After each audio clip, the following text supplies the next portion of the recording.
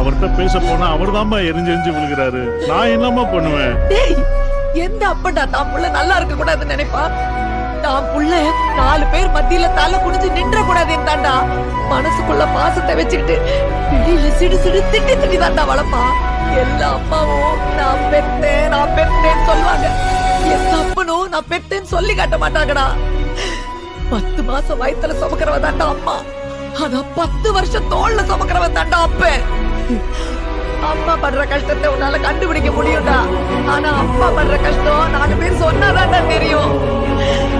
அம்மா இடுப்புல தூக்கி வச்சு நிலாவ காட்டி சோறு ஊட்டுவா. ஆனா அப்பா தோல்ல தூக்கி வச்சுட்டு தான் காணாத உலகத்தை தான் புள்ள பாக்கணும்னு ஆசைப்படுவான்டா. பாசத்தை வெளியே காட்ட மாட்டாருடா. ஆனா ஒவ்வொரு முறையும் சோத்துல கைய வைக்கும் போது என் புள்ள சாப்பிட்டானான்னு கேட்காம சாப்பிட்டது இல்லடா உங்க அப்பா.